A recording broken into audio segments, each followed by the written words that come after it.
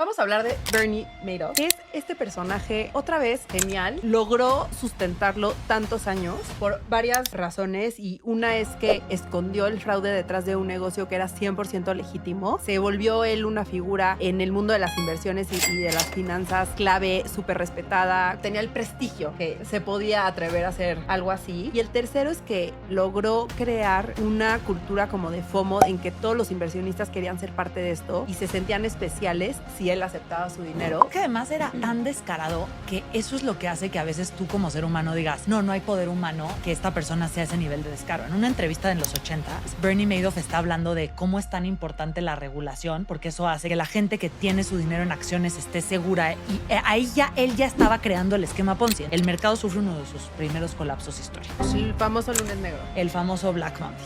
Se caen los índices de una manera brutal. O sea, el Dow Jones cae 23%, hay países que caen hasta el 60%. La gente entra.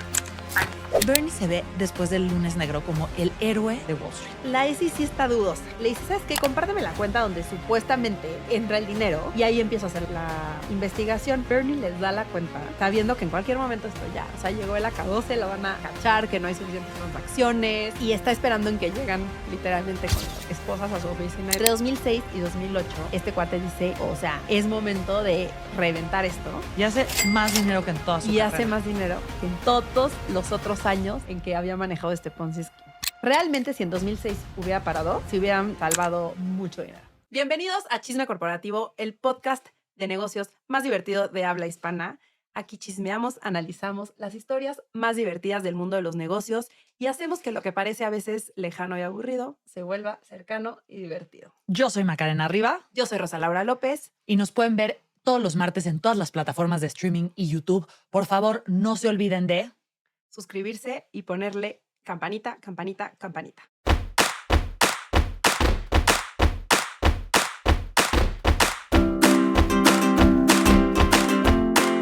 Traemos un martes interesante, cerrando 3 capítulos de fraude que hemos tocado. Los clásicos. Los clásicos. El primer fraude que fue Enron, ya se echaron FIFA, que es el fraude deportivo, y ahora viene Bernie Madoff.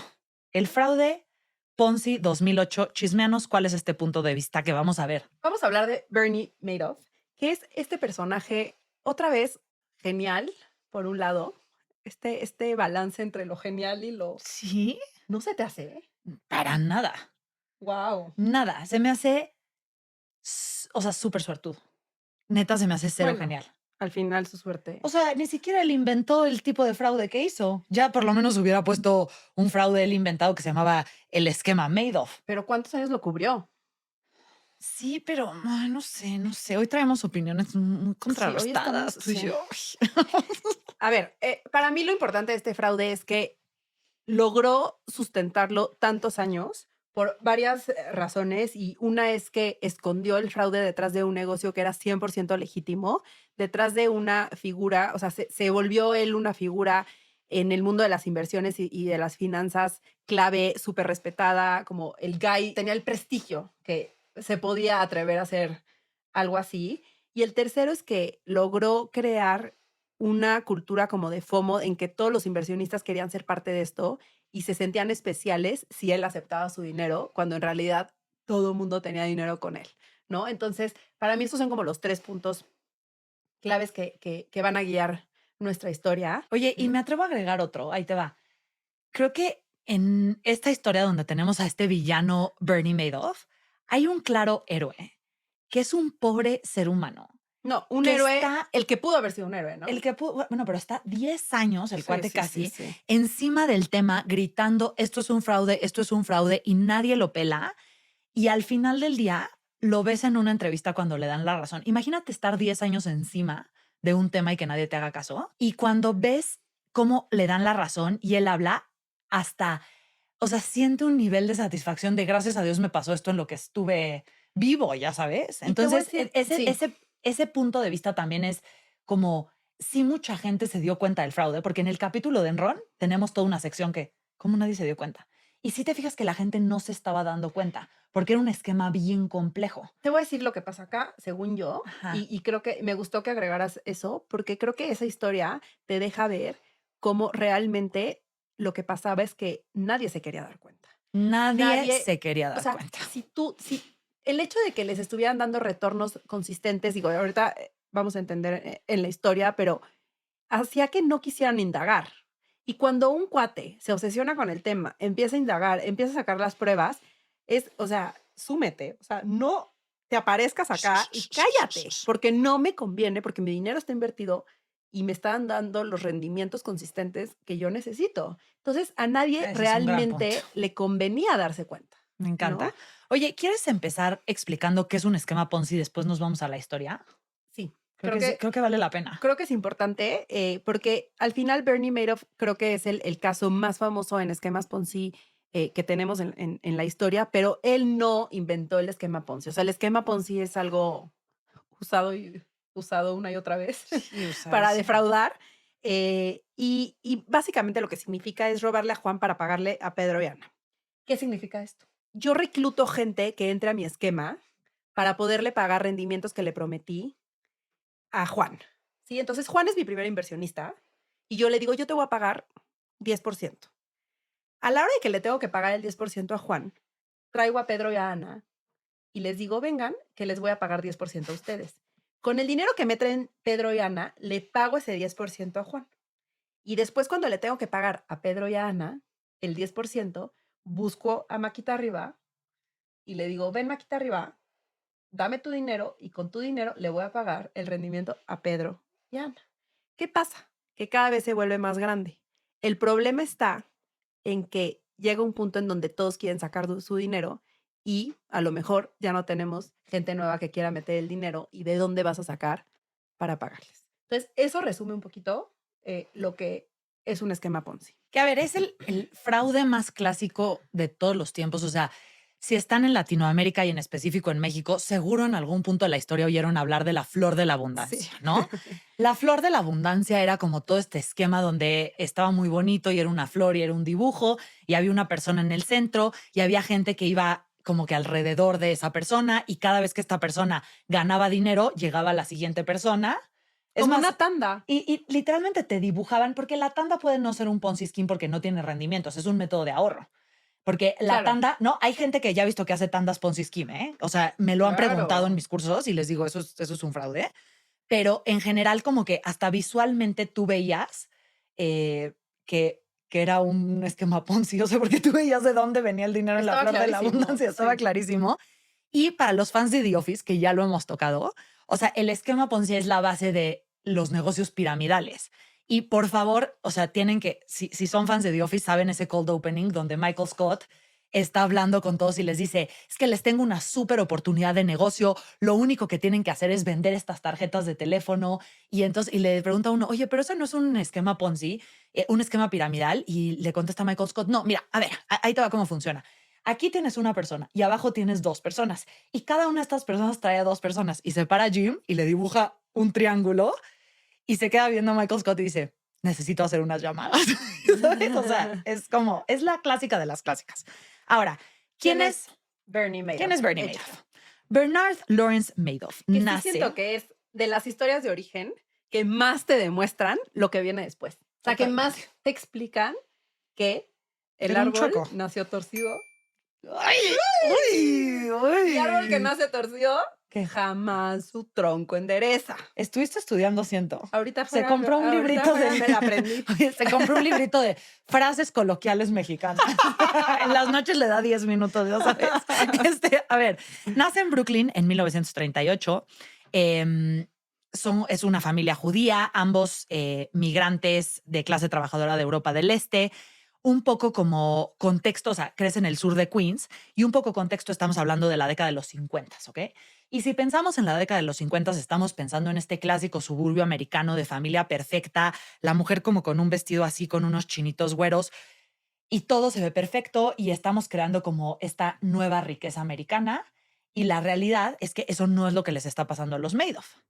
Y desde ahí podemos ver cómo sus papás se preocupaban muchísimo por las apariencias. Que la gente los viera como esta familia de suburbio que la estaba aprendiendo, pero la realidad es que eso no era lo que eran ellos, ¿no? Su papá trata de hacer miles de negocios, ninguno le pega. Luego es plomero durante una temporada y este es como su negocio más estable, pero vemos, o sea, este es un patrón que no solo vemos con Madoff, vemos con muchísimas personas que tienen a un papá en específico que trata y trata de hacer negocios y Cañón. simplemente no lo logra y entonces el hijo tiene esta como necesidad última de prenderla. Se repite muchísimo en estas Muchísimo. historias. Es verdad. Ahora, la mamá de Bernie, Sylvia Madoff, tenía Esto una es- casa de bolsa registrada ante la SEC, que es la Comisión Nacional, bueno, no se dice así, pero es la como Securities and Exchange Commission, que son los que regulan todo el tema de las casas de bolsa, que se llamaba Gibraltar Securities.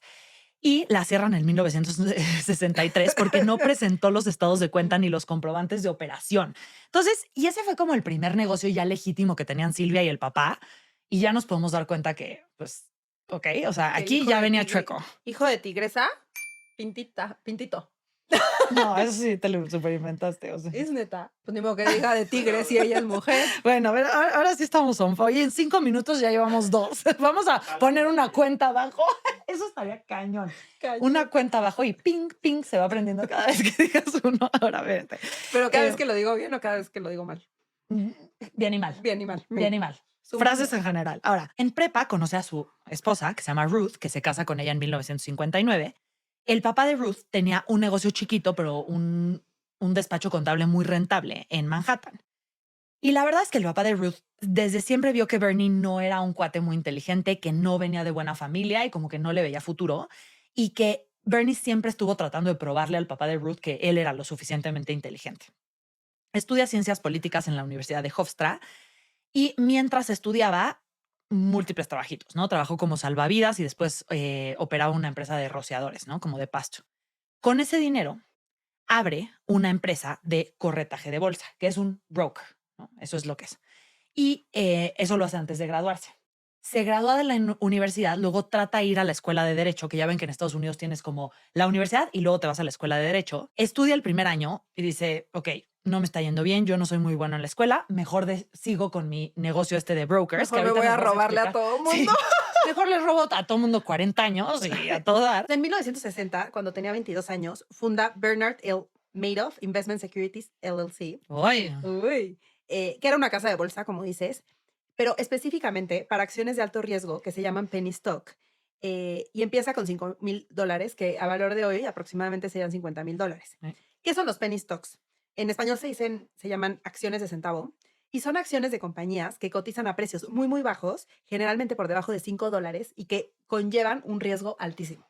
Este término se utiliza para describir acciones de empresas que a menudo tienen una capitalización de mercado baja y que como que le apuestas a que tienen la capitalización baja porque, o sea, tienen que subir, pero son súper volátiles y por eso es que el riesgo es tan alto.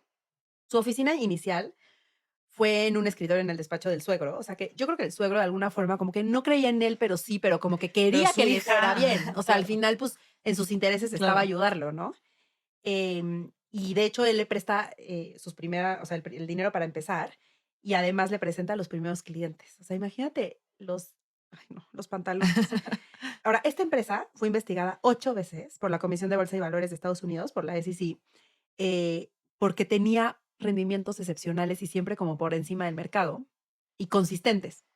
En mayo de 1962, el mercado se cae y Bernie pierde $30,000 que había puesto en las penny stocks, que, como habíamos dicho, eran de muy alto riesgo. Entonces, ¿qué pasa cuando el mercado se cae? Obviamente, todas las acciones que son de alto riesgo Obvio, se te se van a cero. desploman, ¿no?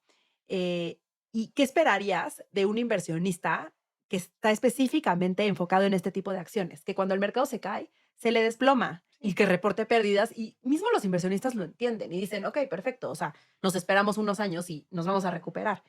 Y este cuate, en vez de aceptar que se había caído los rendimientos o las inversiones, le presta dinero al suegro para cubrir la pérdida. Y le dice a sus clientes, ¿qué creen? Nos fue súper bien, no se preocupen. Aunque ustedes vieron que hubo una caída en el mercado, la realidad es que a nosotros, o sea, salimos ilesos y nos fue bien.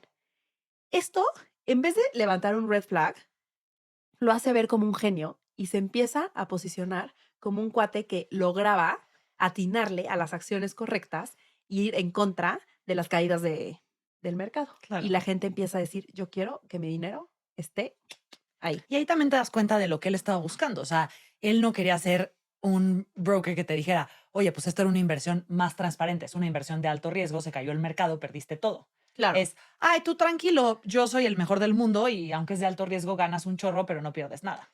Pero, qué tal vemos ahí, de alguna forma, su primer, vamos a decir, primer parte del esquema Ponzi, de Sí, decir, le pido a mi suegro lana, que esa lana es la que voy a darle a mis inversionistas y decirles, no oigan, perdí. nos fue súper bien, modificar los resultados y, o sea, y los papelitos en donde les reporto los resultados, pero estás metiendo a tu suegro como primer participante de este esquema Ponzi. O sea, entendamos lo que significa esto. Y a ver, también creo que paréntesis como cultural o paréntesis técnico, cómo funciona cuando tú inviertes en bolsa es que tú inviertes capital y generas rendimientos. Entonces, el capital es el monto de lana que tú metes. O sea, yo metí 10 10 mil pesos. dólares. Sí. Ajá, Ujú, exacto. Y el rendimiento que genera son los $100, el ta, ujú. ta, ta, ta, ta. Ahora, él, cuando es una acción de alto riesgo, no solamente pierdes como el rendimiento, sino que también pierdes el capital, ¿no? Claro, porque Entonces, se baja. porque se baja el valor de la Sí, es acción. como si tú compras esta tasa. Tu dinero está en esta tasa. Si la tasa vale menos, pues tu dinero ya vale menos. O sea, no es que tengas el cash físicamente ahí, Exacto. ¿no? Ahora, vamos a explicar qué hace el negocio de Bernie y, y vamos a explicar cómo estaba dividido en dos, ¿no? Estaba dividido el legítimo y el fraudulento. Y el legítimo estaba dividido en dos, el broker y el market maker. Y ahí les va. Un market maker lo que hace es comprar y vender valores directamente, ¿ok? Entonces, este cuate em, compraba acciones y las vendía. Si alguien llegaba y le decía, oye, yo necesito tantas acciones, entonces yo te vendo del stock que yo tengo, ¿ok? Yo tengo esa porción de acciones en mi poder. Bernie lo que hizo, y luego lo vamos a tocar, es que él fue el pionero en el uso de la tecnología para el comercio de acciones. Pero esto es 100% legítimo y hoy se siguen usando los market makers y los brokers, ¿ok? Pero el market maker tiene esto. Y ahora el broker lo que hace es que facilita las transacciones a nombre del cliente. O sea, él ejecuta las órdenes de compra y venta para sus inversionistas. El market maker, digamos que es como el que tiene el inventario. Y entonces este lo da y lo recibe. Mm, Pero el otro, si dice, Rosa Laura, ¿quieres comprarte la acción? Yo te las compro. ujú. Entonces, Solo a funciona través como de mí, broker, como exacto, intermediario. un intermediario. Entonces, a través de mí haces eso. ¿Cómo ganan los market makers y los brokers? Imagínense una mini, un mini porcentaje del valor de esa transacción, ¿no? O sea, antes, pues era más caro porque tenías que marcar por teléfono y se tardaban Claro. 3 días y entonces era caro comprar una acción. Y tenías que tener un equipo, o sea, como broker, tenías que tener un equipo de gente, Claro, o sea, full. A ver, solo puedes hacer una llamada al mismo tiempo, ¿estás de acuerdo? claro. Entonces necesitas un equipo gigantesco de gente, o sea, como que los unit economics del negocio, vamos a decir, eran muy Eran duros, distintos. pero pagaban lo suficiente. Claro, porque Conforme cobraban lo suficiente también. Conforme va avanzando la tecnología, este proceso se vuelve más eficiente y por ende se vuelve más barato, porque luego vamos a ver eso. Y luego del otro lado estaba el negocio fraudulento, que era el fondo de inversión. Y a diferencia del broker y el market maker, lo que hace un asesor de inversiones es la siguiente. O sea, el asesor de inversiones toma tu dinero y él decide cómo vas a invertir ese dinero. Tú le das un bonche de dinero y él, en teoría, te debería de crear un portafolio con conciencia donde venga una parte de bajo riesgo, una parte de riesgo medio, una parte de alto riesgo. Se tiene que fijar en cuál es tu perfil y entonces dice, ok, tal vez tú eres una persona de 70 años, entonces nos vamos a ir a súper bajo riesgo porque, ¿no? O sea, ¿qué necesidad? Tal vez tienes 20 años, mejor me voy a alto riesgo porque tú eres una persona que puede volver a hacer su dinero. Te explica eso, te crea un portafolio de inversión y él es el que tiene tu dinero. Él tiene Te guardado lo el capital, maneja. te lo Ujú. maneja, ¿ok? Ahora, ¿qué pasa? El suegro, para ayudar a Bernie con este lado del negocio, le dice, mira, hay algunos clientes míos, voy a hacer un pool de dinero con esos clientes y te los voy a mandar y tú inviértelos en acciones. Y ahí es donde se crea el negocio. El suegro es el original. A mí eso me mata. O sea, que Sí. el suegro supiera, o sea, el suegro no sabía los detalles. O Ajá. sea, el suegro dice, a ver, yo sé que tú te dedicas a corretaje, pero ¿por qué no hacemos como un negocio on the side en donde te traigo algunos inversionistas y les manejas el dinero porque claramente estás demostrando que tú le sabes atinar al mercado? Es un Entonces, gran punto. ¿no? O sea, como que el suegro un poco fondea esa idea y no se da cuenta que lo que hace Bernie ya adentro, Ahora, creo yo, no me sé. gusta ese punto. Además, hay otro tema que, o sea, como asesor, ya no gana por cada transacción, sino que gana una tasa fija por manejarle el dinero, ¿no? Sí, Entonces, como este management fee que le el llaman, ¿no? management fee, que es súper controversial, o sea, en los fondos de capital siempre ha sido un tema bien controversial porque en realidad le estás pagando a la persona antes de que ejecute su chamba. Y entonces muchas veces el incentivo está en que esta persona que tiene el fondo traiga la mayor cantidad de lana y no necesariamente la mayor cantidad de retornos. Sí hay una mezcla, porque sí nos podemos dar cuenta, y lo vamos a ver a lo largo de este capítulo, que sí te pagan una tasa fija y también un porcentaje de esa comisión, pero la realidad es que ya el fee es suficiente, ¿no? Normalmente en los fondos, pues de algo tienen que vivir Claro. los del fondo. Acá, claramente, él podía vivir del corretaje, pero pues se le hace muy buena forma de traer lana más dinero. extra, ¿no? Ahora, más o menos eran como 20 inversionistas al principio. También hay como un término que se usa aquí mucho que es como perfilar a los inversionistas con base en su etnia. Es muy común cuando empiezan un fondo porque ellos son judíos, se juntan con mucha gente judía. La comunidad judía es una comunidad muy fuerte. Entonces le presenta a estos 20 inversionistas entre familiares y amigos. Todo era de boca en boca, ¿ok? O sea, realmente no existía, o sea, no estaba publicado en ningún lado que Bernie tenía este fondo. Y estos primeros 20 inversionistas son de la comunidad judía, son gente más grande que conocen al papá de Ruth. O sea, es como casi un tema familiar lo que se va creando, ¿no? Y además, la verdad es que esto no estaba regulado porque tú te tenías que dar de alta, pero como eran amigos y familiares, realmente nadie se iba a dar cuenta. Entonces ahí es donde empieza este segundo lado del negocio. Sí, exacto. Como de alguna forma se creía que era como algo, a ver, yo te voy a manejar tu dinero tú porque me caes bien y porque, De buena onda. De buena onda, solo a ti o solo a este grupo de amigos. No es porque me dedico a esto. Somos parte de la misma comunidad. Exacto. Te crea como este sentimiento de, oye, qué privilegio que yo soy el que puede tener su dinero con Madoff y que Madoff tome las decisiones de en dónde mete mi dinero. Sí, no quiero hacer este curso de finanzas, pero sí luego en los en vivos me preguntan mucho así de, oye, es que fíjate que un amigo que le sabe mucho al trading, no. Oye, pero no has oído, no.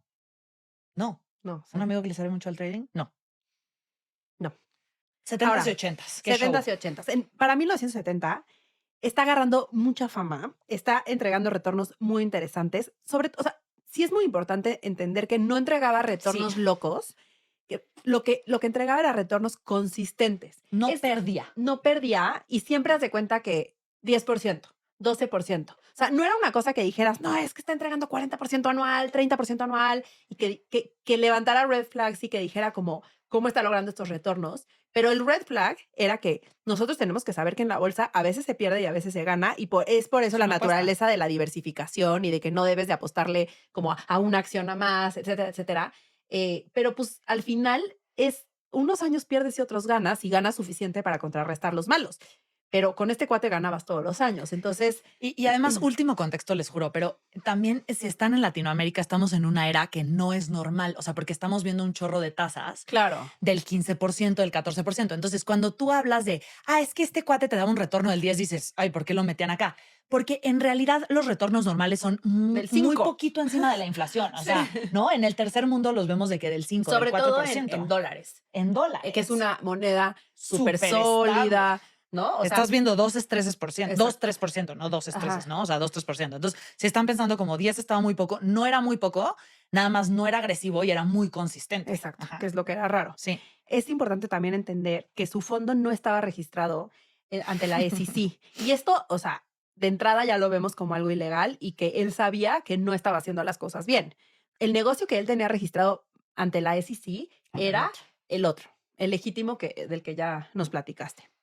Ahora, entonces empieza a crecer muchísimo su negocio. El hermano Peter y los hijos de Bernie empiezan a trabajar con él, pero se meten en la parte de corretaje, en la parte legítima. O eso es lo que ellos dicen, que nunca supieron que estaba la otra parte. O sea, vete tú a saber. En ese momento, el esquema de acciones over the counter no era un mercado tan regulado porque las empresas que cotizaban sus acciones no eran tan relevantes.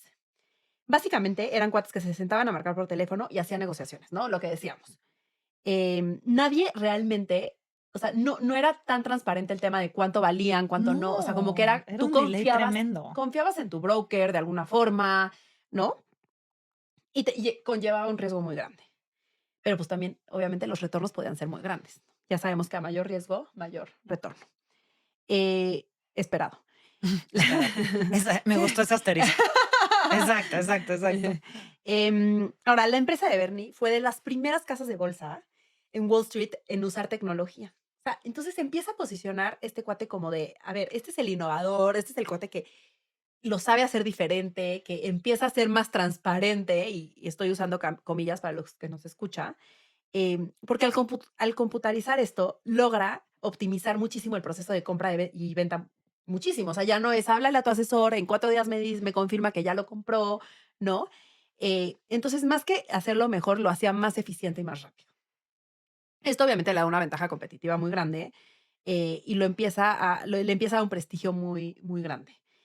Em, Estaban procesando ya compras en 3 días en vez de 2 semanas. O sea, imagínate la aceleración brutal, ¿no? Claro, y con un broker podían hacer múltiples transacciones al mismo En tiempo. vez de que tengas que tener a cada uno de tus brokers hablando, que solamente pueden hacer una transacción al tiempo, pues ya esto se puede, ¿no? Y además que esto, no sé si sepan esto, pero sigue siendo una de esas peleas fuertísimas en la compra y venta de acciones que mientras más poderosa sea la computadora y el procesador que usen mejor, porque esos segundos Son toda la son diferencia. toda la Digo, diferencia, ya hoy ¿no? en Ya hoy en día día, son sí. microsegundos así, pero es súper interesante. Ahora, esto es un antecedente para el Nasdaq, lo que conocemos hoy como el Nasdaq, porque Bernie era un miembro de la NASD, que era una asociación autorregulada para estandarizar las prácticas de la industria de brokers y dealers. Y ellos, ese grupo, fueron los que después crearon el Nasdaq. O sea, Que imagínense, además no lo puedo creer. o sea, en el tiempo estamos hablando de antes de la burbuja del .com, entonces invertir en acciones no era tan sexy porque no estaban Amazon y estos No, jugadores. eran estas Eran empresas que, las clásicas, ajá. ¿no? Y eso también le daba flojera a la gente y por eso no se conocía tanto. Pero en 1971 fundan el Nasdaq, este grupo de personas, y en sus primeros años era más bien un sistema de cotización automatizada, ya con tecnología, que permitía a los corredores ver las cotizaciones de acciones en tiempo real. Y esto cambia todo. Ya después Nasdaq se vuelve una de las bolsas de valores más importantes en temas de tecnología, como hoy la conocemos, em, y es cuando después ya entran Amazon, Google, Apple, o sea que todas las empresas de tecnología salen a bolsa en el Nasdaq, ¿no? Ahora, importante entender que Bernie no fue parte de la fundación de Nasdaq, o sea, pero era miembro de esta asociación que creó Nasdaq. O sea, no quiero que como que Ajá. se cree esta confusión. Pero, ¿qué pasa? Al ser parte de una de estas asociaciones de Sí. regulación tan importantes, y, o sea, o de las más importantes de la industria, pues obviamente Bernie estaba en un altar en donde nadie lo tocaba y nadie iba a decir, este cuate a lo mejor trae algo chueco. O sea, la gente lo respetaba mucho.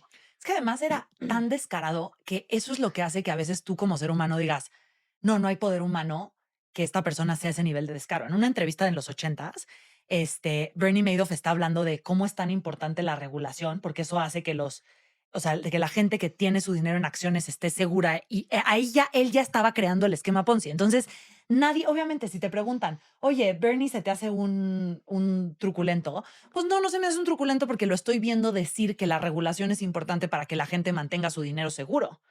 ¿Qué pantalones tendrías que tener? No te imaginas el nivel. Es que eso, te voy a decir que ahí es en donde yo me refiero a que Bernie es un genio.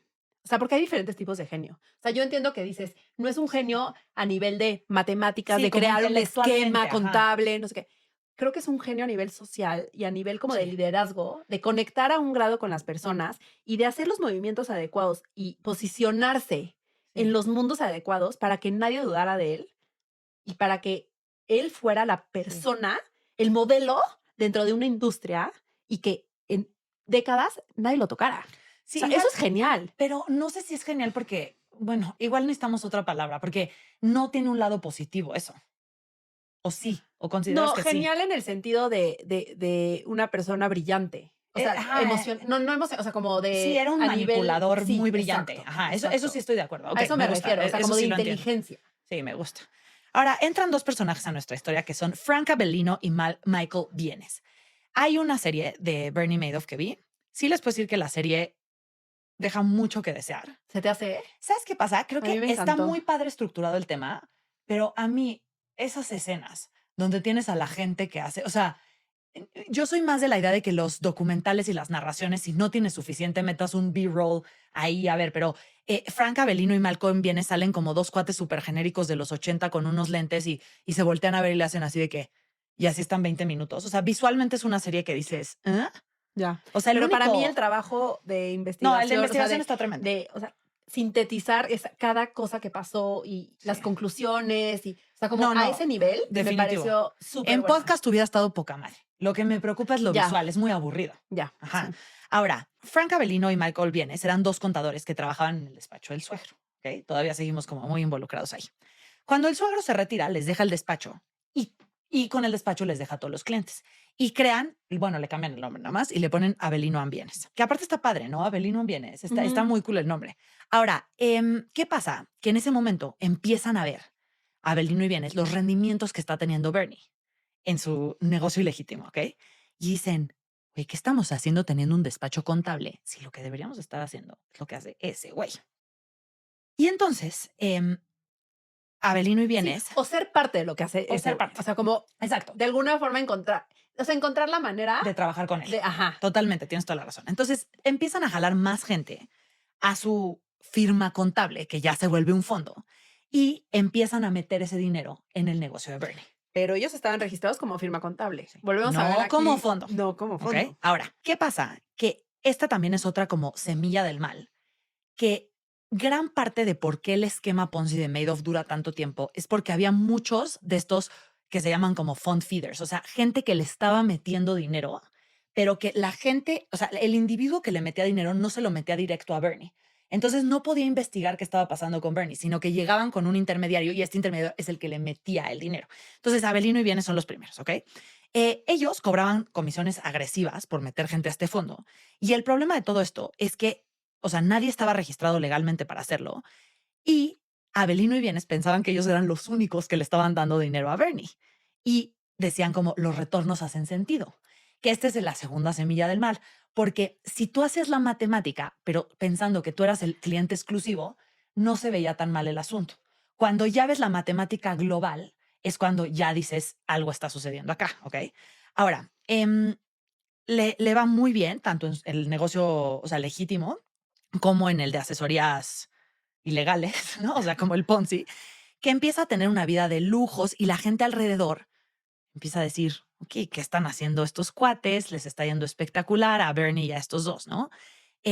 Ahora, el suegro, Avelino y Bienes, le siguen presentando a gente y metiendo más dinero y más dinero metido a este fondo. Pero todo esto, sigo regresando al punto donde es gente que es conocida, no nadie, o sea, no son inversionistas institucionales, es el amigo del primo, Y ¿ok? somos esta Estamos en el amigo comunidad. del primo. Y somos una comunidad Ajá, de que, oye, yo te ayudo a entrar a esta comunidad y le metes, o sea, yo hago que te acepten, exacto. ¿no? O sea, Yo hago que te como, acepten. Ahora, les empieza a ir muy bien, 70s, 80s, ya más tirándole a finales de los 80s, se cambian a Lipstick Building en Nueva York. Y eso ya era un símbolo de estatus de este cuate sabe lo que está haciendo, le está yendo muy bien, gasta mucho dinero. En teoría, Bernie era como súper buen jefe, les dedicaba tiempo, los entrenaba, nadie sospechaba que era un negocio ilegal y nadie sospechaba que él era una mala persona, ¿ok? Y llega el 19 de octubre de 1987, que vamos a ver varios de estos momentos en la historia, ¿ok? ¿Qué sucede el 19 de octubre de 1987? El mercado sufre uno de sus primeros colapsos históricos, el famoso lunes negro. el famoso Black Monday. Se caen los índices de una manera brutal, o sea, el Dow Jones cae 23%, hay países que caen hasta el 60%. La gente entra en pánico. Cuando los precios de las acciones caen, es como algo está fundamentalmente mal con la economía o las empresas involucradas y necesitamos vender. ¿Y qué significa vender? Significa marcar todavía. Entonces necesitamos marcarle a gente, a estos brokers que tenemos, para que a través de su servicio vendan las acciones que tenemos. Imagínate ahí el nivel de frustración y de estrés que tú tienes un activo, que tú no tienes control sobre la venta de ese activo. Es que hoy, o Sí, sea, sí, es sí. tan fácil decir como, ay, yo tengo una acción de Nvidia y voy y le pico un botón y la vendo. No, aquí estás viendo así todos los mercados caer y tú, como, ¿quién me contesta? ¿Y qué pasa? Que los brokers dejan de contestar, dejan de tomar llamadas, O sea, te apuesto que hasta cierran las sus líneas, puertas. sí. Y yo creo que era un nivel que ya las líneas caídas, yo creo, ¿no? Y Sí. dicen, ¿sabes qué? A nadie le vamos a contestar Y al hasta que final, pase este como claro, y al final del momento. día ellos lo que no querían es que el mercado colapsara, o sea, se estaba viendo una posibilidad de que ese mercado llegara a cero. Entonces los brokers dejan de contestar y Bernie llega con sus empleados y les dice, a ver, no vamos a ser los que no contestemos las llamadas. Vamos a contestar el 100% de las llamadas. Quiero más teléfonos, quiero que usemos, también tenían este plus que ya habían desarrollado la tecnología, ¿no? Claro. Entonces podían hacerlo. Y vamos a hacer que la gente lleve a cabo las transacciones que quieran llevar. Estamos hablando del negocio legítimo, ¿ok? No del fraudulento, porque en el fraudulento no está pasando nada. En el negocio fraudulento solo se recibe dinero y se paga, pero no está sucediendo nada. Y entonces, ¿qué pasa? Que Bernie se ve después del lunes negro como el héroe de Wall Street. El único que contestó los teléfonos, el broker que mantuvo el mercado abierto del día de la caída. O sea, todos sus clientes están felices y ¿sabes qué pasa? Que esos clientes le llaman a otros clientes y se come el negocio de todos los brokers de Wall Street. Y ahí viene un segundo crecimiento que ya no es de esta comunidad judía, tal. No, ya viene un crecimiento de ya soy el rey de Wall Street. Claro. Y el más ético, porque yo no dejé que mis intereses personales cerraran el mercado. Yo vi por mis clientes y mis clientes fueron los primeros. Y Ahora, esos clientes yo los traje acá. Estamos hablando del negocio de los brokers, Sí, sí, no sí. del negocio del fondo. Es Sí. que es importante siempre como especificar No del de negocio cuál de del las fondo. partes estamos hablando, porque el negocio del fondo sí se mantuvo siempre en donde los inversionistas creían que era algo de nicho de la comunidad y la realidad es que empezó a crecer como loco, pero no era públicamente No. todos pueden invertir. O sea, estamos hablando, ¿no? De esta Del parte broker. de la parte de broker. Y llegamos a los 90s que a entender a las personas clave y las primeras sospechas de que algo aquí, hay algo turbio acá, ¿no? Vamos a entender el contexto de esta época, que es la burbuja del .com. Y Bernie era el rey del mundo financiero. Bernie es el héroe del stock market después del Black Monday. Se vuelve quien es el más reconocido en la industria. Lo nombran presidente del consejo del Nasdaq. O sea, estamos hablando de él, la persona más respetada en la industria financiera, en Wall Street. Entonces, en sus dos negocios, el legal y el ilegal, le está yendo muy bien. En el ilegal está entregando retornos muy por encima, consistentemente encima del mercado, y su negocio legítimo está creciendo muchísimo, está cobrando comisiones más baratas que la competencia, está siendo capaz de, con comisiones más bajas, eh, poder sustentar ese negocio, argumentando obviamente que él tenía tecnología y los demás no, pero pues ya sabemos que hay por ahí dinero corriendo de un lado a otro también para apoyar, ¿no? No, y además cuando se sabía que sus brokers eran los que más ganaban, que los consentía cañón, que les compraba regalos, o sea, gastos había. Pero cobraba menos que los demás, ¿no? Ahora, algo que caracterizó muchísimo a este negocio ilegítimo del fondo era el secretismo con el que se manejaba Madoff. Y para mí, esa es otra de las, no le vamos a llamar genialidades, No, pero entiendo tu punto. sí me Ajá. entiendes, o sea, estrategias muy Ajá. inteligentes que usó, en el que supo cómo hacer sentir a las personas especiales si las aceptaba en su fondo. Y les hacía sentir como que no aceptaba a cualquiera y que casi que tenían que pasar como por un proceso de selección, ¿no?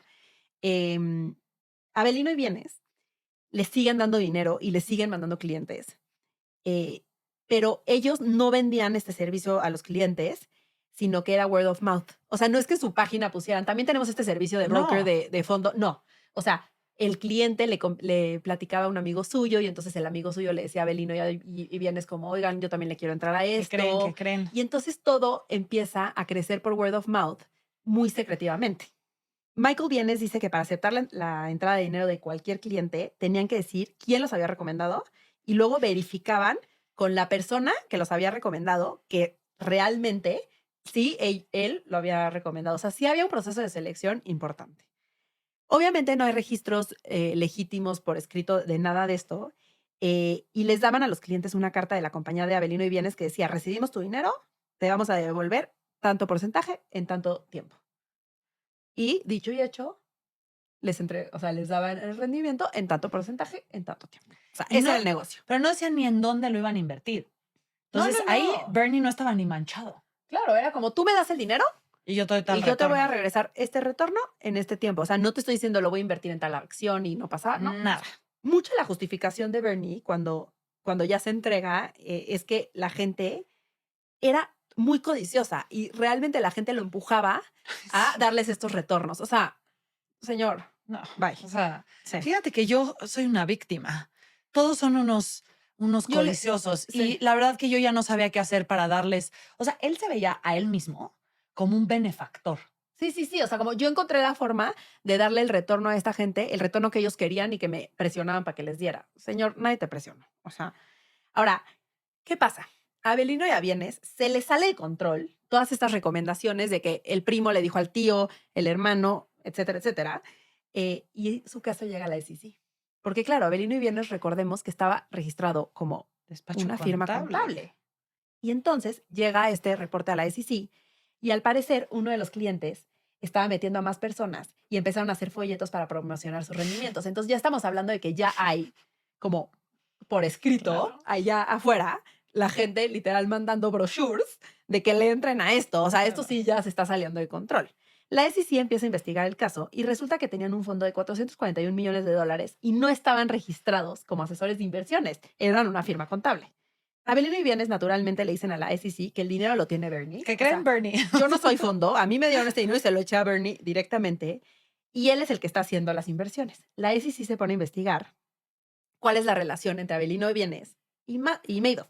Y Bernie nunca invirtió nada de lo que recibía de sus clientes, ni de Avelino y Bienes, ni de nadie.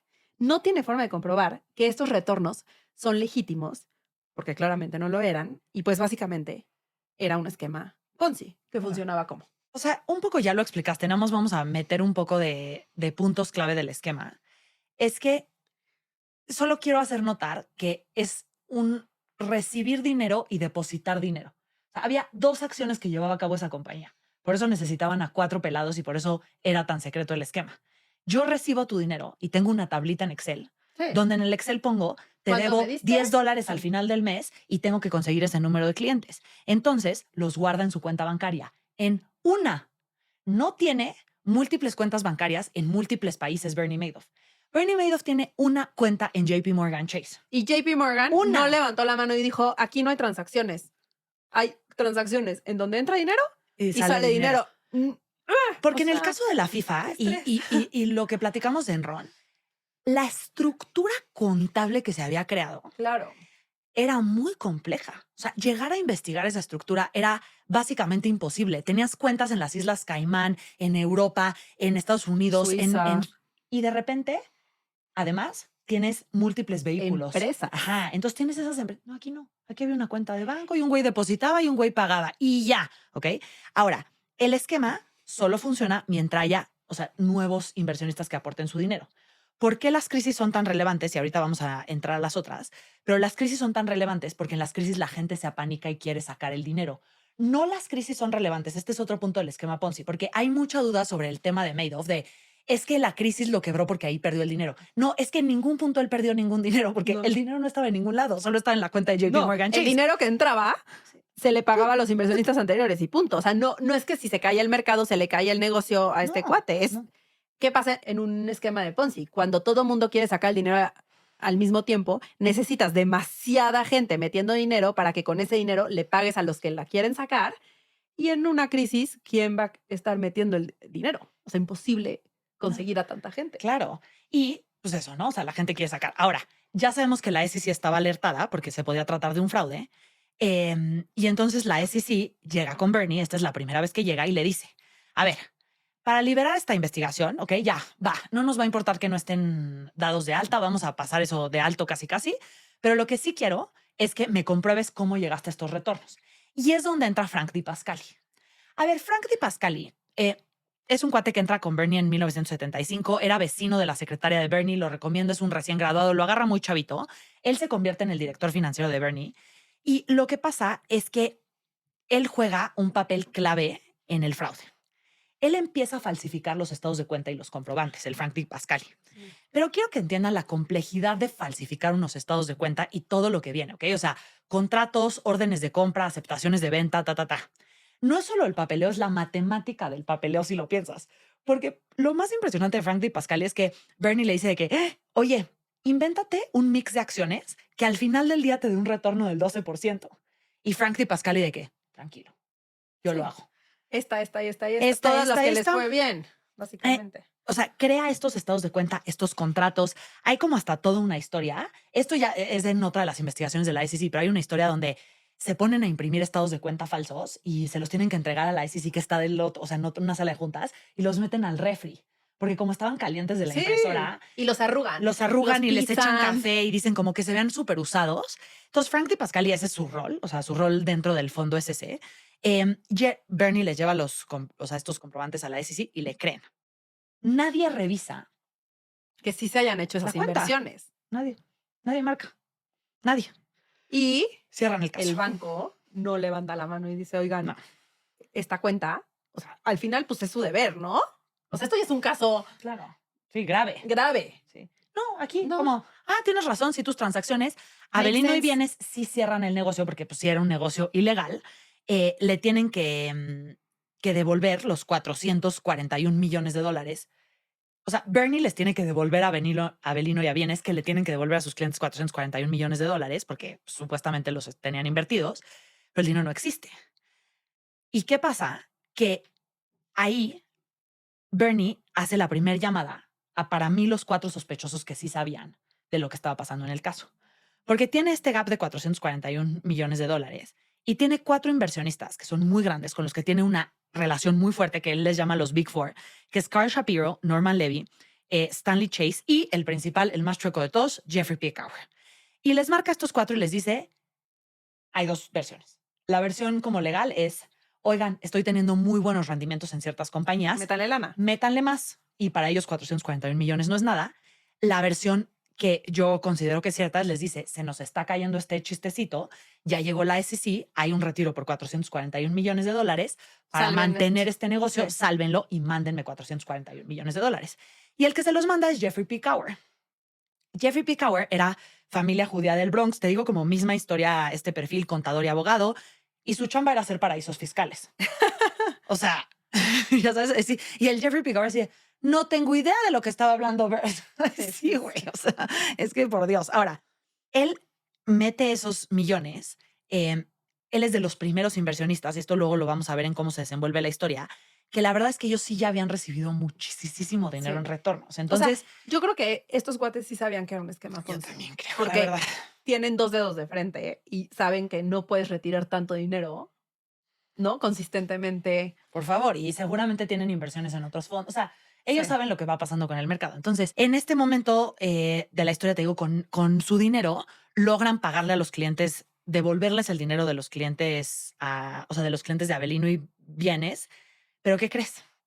Los clientes no quieren su dinero de regreso. O sea, estos primeros clientes les marcan y les dicen, oigan, vamos a cerrar esto que creen que era un fraude porque nosotros no tenemos como, no Bernie, ¿no? Sino Avelino y Bienes. No tenemos pues, la regulación para manejar el fondo. Les regresamos su dinero. Güey, no nos lo regreses, nos está yendo chingón. Estamos teniendo retornos del 12% anual de forma consistente. ¿Por qué no solamente ahora lo invertimos con Bernie directo? Y se lo regresan. Y ya, y la SEC dice, bueno, pues él Ya, o sea, él tenía la sí, intención. él tenía, no, y además, pues ahí están los estados de resultados, claramente lo está haciendo muy bien. Ok, buenísimo. La realidad de las cosas es que estos cuates se pudieron, hubo mucha gente que se pudo salvar en muchos momentos, pero estos en específico, los 441 millones, regresan con Bernie y se vuelven de los primeritos, o sea, del primer batch de inversionistas. ¿Sabes? O sea, yo creo que este punto es el más dañino a la cabeza de Bernie. Definitivo. O sea, yo creo que este punto, cuando te das cuenta que te investigó la SEC, o sea, literalmente te estaban haciendo regresar 400 millones de dólares. O sea, ya, tu jueguito salió a la luz y saliste ileso. Es como, the sky is the limit. Totalmente. O sea, no manches. A ver, y también creo que la SEC, o sea, se pone en una posición incómoda, porque ¿qué tantas veces como agencia gubernamental puedes llegar a investigar a alguien sin tú verte como un estúpido? Porque no, Claro. o sea, también es que ya hiciste una investigación, ya mandaste a gente, ya gastaste tu presupuesto, llegas con tu jefe, ¿qué crees? Era broma, Siempre todo no. está bien. Y llega la segunda vez, y llega la tercera vez. Y al final del día las agencias gubernamentales tienen un presupuesto limitado. Y además, volver a investigar significa aceptar que no investigaste bien la última vez. Entonces, muchas veces yo creo que los responsables dicen mejor, mira, ya, si nadie lo está sabiendo y no está saliendo a la luz, déjalo ahí y ya ni le toques. O sea, sí me suena raro, pero mira, la gente está feliz invirtiendo su dinero, la gente se está enriqueciendo por ahí, ya. O sea, nadie lo va a levantar, Sí. a menos que obviamente pase lo que pasó Ahora, en la crisis, ¿no? para mí ahorita viene la pregunta de, ok, ya entendimos cómo estaba estructurado el fraude, pero nunca en la historia de Wall Street y la historia del mundo corporativo había logrado alguien crear un esquema Ponzi del Del tamaño. tamaño de que lo hace. ¿Cuáles son los elementos que hacen que sea de este tamaño? Ya tocamos algunos, pero Y que es justo lo que decíamos. O sea, sí tiene como partecitas muy geniales que logra que un esquema Ponzi crezca de este tamaño. Que a ver, dato, o sea, llegó a 63,000 millones de dólares. En efectivo fueron 19,000 millones de dólares, pero contando los retornos y todo, estamos hablando de 63,000 millones de dólares. Sí, sí, sí. O sea, el fraude de Enron, que fueron 70,000 millones de dólares. Era toda una compañía de Sí. gasoductos. Estos eran 4 güeyes ahí en una oficina. Sí, sí, sí. Entonces, a ver, empieza a crecer tanto que necesita tener más control y necesita, creo que esto es clave, necesita un equipo 100% cómplice y 100% leal. O sea, ya no le puede estar mintiendo al equipo diciéndoles que están haciendo cosas que no están haciendo. O sea, él necesita tener a sus gallos que vayan a la guerra con él y se pongan la camiseta. Entonces muda a la parte fraudulenta, 2 pisos abajo, en el mismo edificio Lipstick, este emblemático, y obviamente Frank Di Pascali tenía la oficina Sí, él principal ya de era abajo, él era el rey, con el rey. la oficina en la esquina, y luego tenía todos sus reportes. Pero aquí ya todos ellos ya sabían de qué trataba. O sea, esto sí ya tiene cómplices, ya para este punto. Ahora, Bernie tenía su oficina en el piso 19 con todos sus brokers, Sus hijos. empresa familiar, todos los brokers que se dedicaban a comprar y vender acciones para los inversionistas, negocio legítimo. 2 pisos abajo, piso 17, había un grupo de mucha confianza de gente que sabía que le eran leales hasta el final. Frank Di Pascali era el rey del equipo de confianza. Entonces, Frank Di Pascali, como tú ya nos platicaste con los estados de cuenta que metía al refrigerador y toda esa historia, hacía estos estados de cuenta falsos con transacciones de compra, pero cómo funcionaba es que veía el comportamiento pasado de las acciones y decía que justo le habían atinado a comprar barato y vender caro. Y justo le habían atinado a las acciones correctas, no se habían equivocado en ninguna acción y todo para lograr ese perfecto rendimiento que es el que le habían dado a los, o sea, como que justifica, es como un reverse engineering. Sí. De, a ver, tenemos que dar el 12%, ¿cómo hacemos para, con lo que ya sucedió, escoger qué acciones fueron a las que, entre comillas, le metimos y esas son las que vamos a reportar, que fue lo que se hizo. En la vida real, como ya habíamos dicho, pues los asesores y los analistas a unas le atinan y a otras no. Esa es la realidad. Y entonces al final das un rendimiento pues, a nivel mercado, pero pues no es consistente siempre arriba del mercado.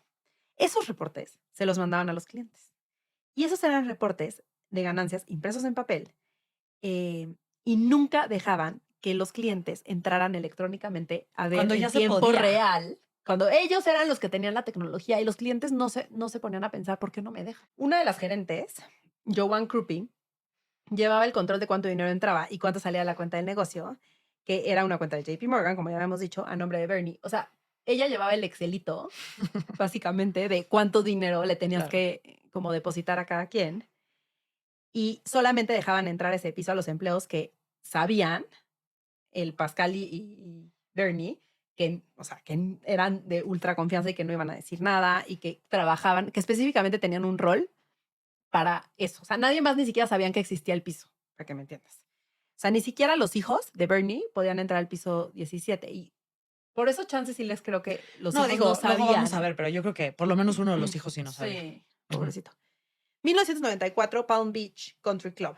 En 1994, Bernie decide unirse al club este de Palm Beach. Porque él dice, aquí es donde ya sabes como que dices hola y todos te avientan dinero. O sea, es donde están los ricos, o sea, la comunidad a la que yo tengo que tener acceso.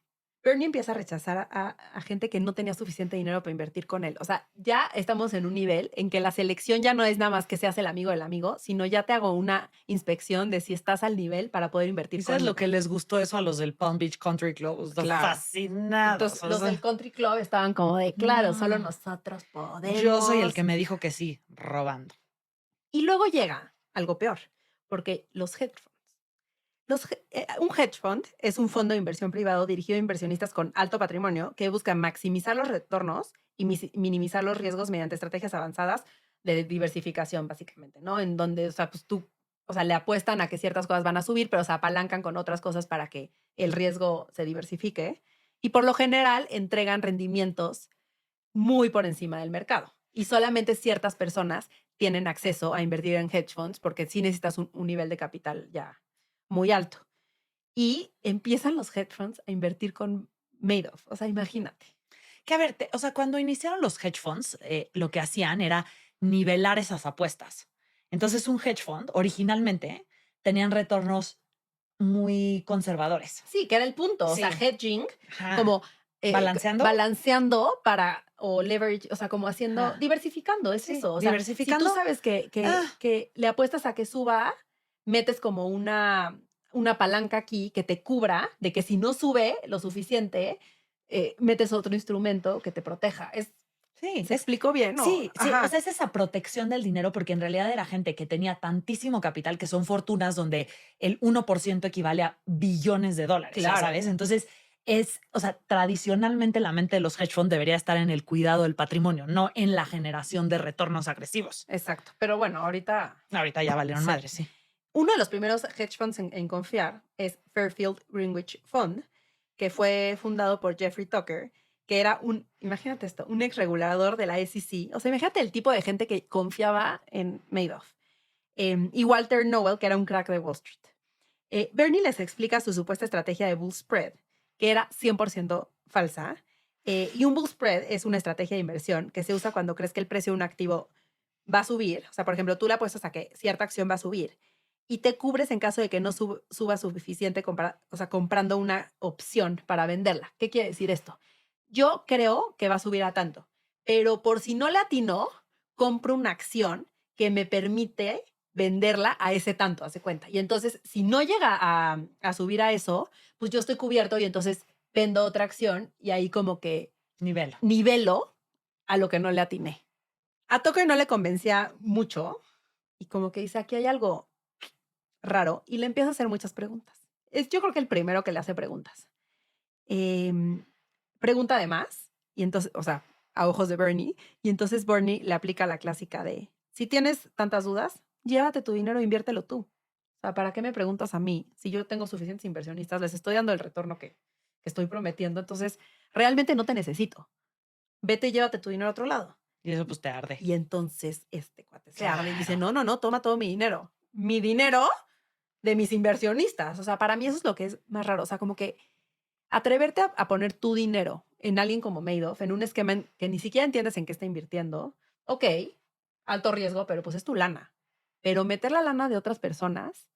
Y no solo de otras personas, cuando tú ya eres un inversionista institucional que tienes un deber fiduciario, o sea, Prestigioso. O sea, ajá, y además ya esto le abrió, o sea, Bernie, el fraude a todo el mundo, a gente con mucho más dinero. Ya no era el pretexto de, ay, no sabíamos en qué estábamos invirtiendo porque somos unos novatos. Esto ya es gente de un calibre muy pesado. Ahora, llega el dot-com crash. Ya vamos como en el tercero que le toca a este ser humano, pero bueno. Todos siempre empiezan a sale de todo. sí, todos empiezan a perder dinero. ¿Quién no pierde un peso? Bernie. ¿Y qué pasa? Que una periodista de Barron's Magazine, que era una como revista muy prestigiosa en el tema de inversiones, dice, ¿qué onda? Todo el mundo está perdiendo dinero, Menos él. menos este güey. Y publica un artículo cuestionando los resultados en el 2001. Fue la primera vez que el fondo de Bernie salió en la prensa. Y eso no le gusta a Bernie porque uno de los pilares de este fraude es El el secretismo. secretismo. Porque Entonces, además no estaba registrado ante la SEC. No, Entonces, por si salen supuesto que los no. medios como Bernie tiene un fondo, ¿cómo? ¿cómo? ¿Qué está pasando? ¿Qué pasa? Que Tucker otra vez regresa y le dice, oye, yo ya te había hecho muchas preguntas, pero ahora ya saliste en la prensa. Y Bernie, a ver, tranquilo, déjame te imprimo unos documentillos. Le imprime ahí sus documentos falsos. Los congela un Los ratito. congela, los ensucia, se los da. Pero aquí ya llegamos a otro nivel. Porque ellos ya empiezan a desarrollar un software que les permitía poder revisar cualquier acción, ver los rendimientos pasados y en tiempo real pasar eso. O sea, Frank Di Pascal y su equipo no tenían que ponerse a hacer ingeniería inversa porque crearon un software que les hacía eso. Los cálculos. Exacto. Un algoritmo. Un algoritmo que, a ver, justo dos de los desarrolladores principales de este software se dan cuenta el valor que no se dan cuenta del fraude y dicen como, oye, qué sospechoso es esto. No, se dan cuenta del valor que aportan y le llegan a negociar a Bernie Madoff y le dicen como, oye, neta, nos tienes que dar más cosas, pero no queremos que nos pagues más sueldos porque todo el mundo va a sospechar, entonces páganos en diamantes. Y entonces les empiezan a dar regalos. Eran unos desarrolladores muy buenos. Esto que estaban haciendo en 2001 estaba muy cool. Ahora, ¿qué pasa con este artículo? Que tú pensarías que crea sospecha, pero lo que crea es FOMO. Porque los otros fondos empiezan a decir, ¿qué? Yo perdí dinero y este güey está ganando dinero. Esto no está funcionando. Entonces Sí, hay o un sea, fondo. en vez de leer lo que tenían Las que red leer, flags. que era, aquí hay red flags, leen, estos cuates tienen rendimientos y los otros fondos no. Y los clientes están furiosos. Porque si tú le estás diciendo a tus clientes, oye, todo el mercado se colapsó, ellos te dicen, todo el mercado menos Bernie. Claro. Y entonces tú estás ardido. Entonces, ¿qué pasa? Que un fondo que se llamaba Rampart Investment, que era un fondo que sí estaba regulado, estaba buscando más inversionistas. Y cómo funcionan no es que buscan inversionistas individuales, sino money managers que tengan mucho dinero de familias como pudientes. Y existe Thierry, bla, bla, bla, no sé qué, Maguan, ¿no? Este cuate. Y entonces este cuate, así literal, ¿no? Entonces Thierry llevaba el dinero de las familias más ricas de Europa, de todas las familias reales. Llega el jefe del fondo y le dice a Terry, güey, a ver, quiero que tus clientes inviertan dinero conmigo. Traigo a mi analista, que este es un personaje súper relevante, que es Harry Markopoulos, y te queremos convencer de que nosotros somos un gran fondo. Y Thierry le dice como, mira, qué padre que te está yendo bien, pero la verdad es que yo tengo la mayor parte de mi dinero, todavía no les dice cuánto, pero les dice, yo tengo una gran parte de mi dinero con Bernie. Y la verdad es que Bernie tiene un sistema bien interesante de cómo ve las acciones. Llevo ya mucho tiempo con él y me está dando rendimientos consistentes a través del tiempo. Es más, te puedo enseñar. Lo que sí te propongo, yo que soy muy amigo de ustedes, es que te doy estos documentos con los retornos y tú haz ingeniería reversa Reversing, ajá. de lo que están haciendo estos cuates, cópialo y cuando lo copies, yo te paso el dinero. Yo lo que quiero es que hagas lo mismo que Bernie. Yo no tengo ninguna relación personal con Bernie, pero hagamos esto. Y entonces, este cuate Harry lee estos documentos y él dice que en 4 minutos se dio cuenta que era un fraude y era un Ponzi scheme. Que la curva de rendimiento de Bernie era imposible, que consistentemente ganaba, que solamente como el 4% de los meses en total perdía dinero. Y eso no hacía ningún sentido cuando estabas viendo retornos de hace 10 años. Entonces, empieza a hacer la matemática y en marzo del 2000 lleva su primer denuncia a la SEC. Y les dice, les voy a demostrar en este paper uno de 3 escenarios. Primer Sí, o sea, escenario, mis tres hipótesis. 3 hipótesis. Primer escenario, Bernie Madoff es muy talentoso, son muy suertudos y yo soy un idiota que les está haciendo perder su tiempo. Segundo escenario, las ganancias son reales, pero vienen de una estrategia distinta a la que comunican. Y entonces vale la pena que investiguen. Tercer escenario es un esquema Ponzi. ¿Qué pasa? Que Markopoulos, o sea, ya se estaba peleando mucho con su jefe porque el jefe le decía, ya deja de decir que esto es mentira y mejor ponte a trabajar y ponte a generar rendimientos. Sí, o sea, siento que el jefe le decía como, deja de poner pretextos de que no puedes lograr lo que hay que lograr. Porque ya sí la sabes, gente lo está logrando. porque él lo está Y logrando. Markopoulos estaba furioso. Llega con un periódico y le dice, a ver, esta es una gran historia. Le dice a su jefe como, a ver, lo que necesitamos es un periodista financiero, que ya lo hemos tocado. Y entonces se va a una conferencia el jefe y dice, puta, ¿de dónde vamos a sacar un periodista financiero? Sale del aeropuerto, ya no había taxis, creo que era en Barcelona la conferencia, y en eso otro cuate le dice como, no, espérate, ¿vas a la conferencia? Sí, oye, ¿podemos compartir un taxi? Claro, vente, súbete. Se sube al taxi y cuando se sube le dice, oye, ¿tú quién eres? Ay, soy Juanito Pérez, periodista financiero. Y le dice, no manches, te tengo un super caso y le saca los papeles. Y entonces él dice como, Dios me escuchó que la gente necesitaba saber esto. Y sacan este periodicazo y ¿sabes qué? A nadie le importa. Cri, cri, cri. Sí, bye, ¿ok? Luego, Harry Markopoulos le manda 2 correos más a la SEC y nadie le contesta. No solo no lo pelan, es que no lo contesta. Y luego se mete más a fondo en la matemática.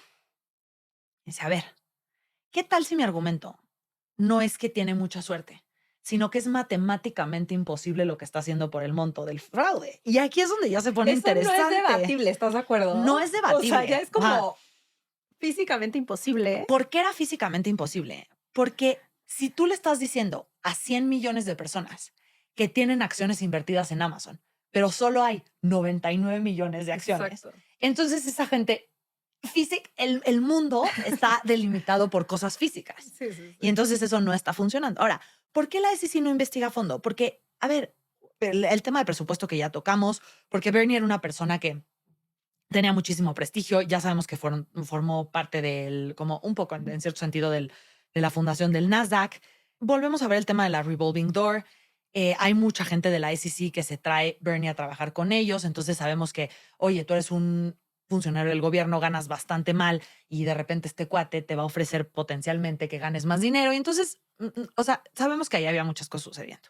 Ahora, ¿por qué Bernie no se registraba? O sea, porque podríamos pensar va a generar menos dudas si tú ya eres un fondo registrado. Y la cosa es que la regula, o sea, registrarte implica auditorías. Y él lo que Claro. no quería eran esas auditorías. Su punto se sigue centrando en la idea de esto es un favor de amigos. Esta es poquita gente. Tú eres el único inversionista. A ver, ya que llega a estos grandes fondos, quiero que entiendas que con este Thierry el europeo le dice como, solamente tú eres el único que voy a dejar invertir dinero conmigo. Y cuando Harry empieza a ir como a todos los money managers de Europa, se da cuenta que todos creen que son Todos. los únicos. Y cuando empieza a sumar, él llega a la conclusión de que aquí el fraude va como en 40,000 millones de dólares. Y dice como, ah, cállate. O sea, Pero, ya estamos hablando de 40,000 millones de dólares. ¿sabes qué me trauma? Que cuando Harry va con la SEC y dice, a ver, yo les voy a demostrar uno de estos puntos. Y les dice, está pasando esto, está teniendo ciertos rendimientos. Y la SEC no dice, oye, pero no hay un fondo registrado bajo Bernie Madoff. Y no le levanta un red flag. La Sí. SEC dice, se pone abajo del colchón o del tapete y mejor aquí no le movemos. O sea, a mí me parece eso Ridículo. Es que es de ridículo. complicidad. Es de complicidad totalmente. Y además te voy a decir que en este punto sí la SEC decide mandar una auditoría.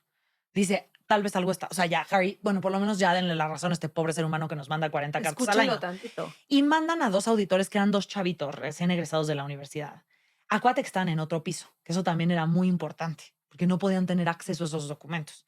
Y entonces manda a estos 2 chavitos, los chavitos, Bernie Madoff los pone al lado de él y tiene instrucciones de las secretarias de que cada vez que se quieran parar, las secretarias tienen que llegar a decirles como, ¿quieres té? Te traigo un té. ¿Quieres no sé qué? ¿Necesitas una impresión? Yo te Sí, hago la sí, sí. impresión. Sí, Y o sea, que entonces, ni se vayan a meter a una puerta que no. claro, y además estos cuates están como, ay no, qué cañón, estamos al lado de la oficina de Bernie Madoff, que es el rey de Wall Street y nosotros acabamos de salir de la universidad. Entonces, O sea, siento que fue como un tema por cumplir. Así de, a ver, ya, Harry, ya mandamos, ya no encontramos nada, ¿estás contento? Ya hicimos la investigación. O sea, un poco fue como por check, porque no mandas a un becario a un caso tan grande. pero ahorita nos vas a contar, para mí, esta es la parte de negligencia más cañona que existe en el caso cuando se empieza a acercar el final, porque en esta parte es, la SEC dice, es hora de profundizar y sientan a Bernie Madoff. Y para mí este es el explota. O sea, explica esta parte, porque para mí este es el explotación. Sí.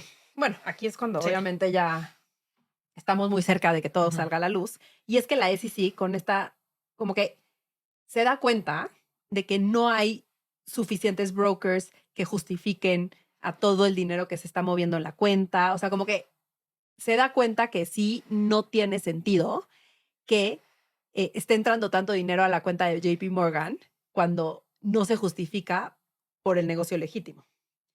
La SEC empieza a investigar con sus clientes más grandes, como el fondo Fairfield Greenwich, y nada tonto, Bernie coachea al encargado de compliance del fondo y decirle, o sea, qué sí decirle a la SEC y qué no decirle. Para este punto, Bernie ya está nervioso.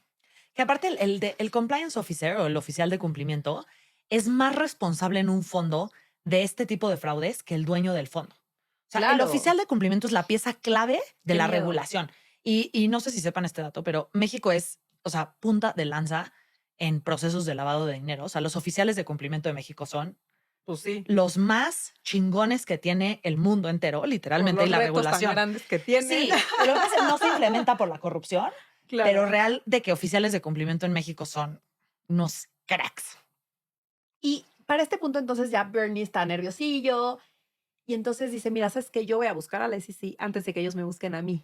O sea, creo que con un poco, o sea, dos cosas. Uno, que vean como goodwill, o sea, que vean que estoy como dispuesto a hablar con ellos y todo. Y dos, yo voy a manejar la conversación. O sea, cuando tú eres el que empieza, tú eres el que hace preguntas, tú eres el Es que correcto. diriges un poco hacia dónde va la conversación. También que pantalones, decir, va, yo voy a sus oficinas. Claro. No, es que pantalones le sobraban. Y la ESI sí está dudosa. Le dice, ¿sabes qué? Compárteme la cuenta donde supuestamente entra el dinero. Y ahí empiezo a hacer la investigación. Bernie les da la cuenta, sabiendo que en cualquier momento esto ya, o sea, llegó el acabose, lo van a cachar, que no hay suficientes transacciones, Ah, ¿sabes? Y está esperando en que llegan literalmente con las esposas a su oficina y lo agarran. O sea, básicamente. ¿Y qué crees? ujú. Como les da la cuenta y Dicen, como ven esta como actitud de que él los buscó, como que él maneja la conversación y todo, dicen, ya nos dio la cuenta, no nos la hubiera ya. dado. Si de verdad hubiera algo que esconder, nos la hubiera dado. O sea, no tuvieron ni siquiera Una llamada. abrir la cuenta y ver, o sea, como, a ver, vamos a analizar las transacciones. No fue como, ay, ya nos dio la cuenta, hombre, ya. No Ay, hubo un curioso en ese grupo. o sea, imagínate. No, es una locura. O sea, Entonces, Bernie sale limpio una vez más 2006. tras otra investigación de la SEC y sale victorioso. Y yo creo que aquí dice, pues le sigo, ¿no? Es otro momento en que dice, de verdad es que a mí no me tocan, o sea, soy intocable. A pesar de que la SEC ya había descubierto que tenía un fondo de inversiones que no estaba registrado, Aquí sí ya lo habían descubierto. ya habían descubierto que tenía un fondo y no le hace nada, o sea, no le suena un red flag que tiene un fondo no registrado. Bernie se da de alta como asesor porque sí le dicen como, oye, o sea, todo bien con tu negocio, pero pues sí, date de alta como asesor y pues sí, déjanos auditarte y ya manéjalo como un negocio legítimo y ya, con eso estamos. Y entonces este cuate ya se da de alta como asesor.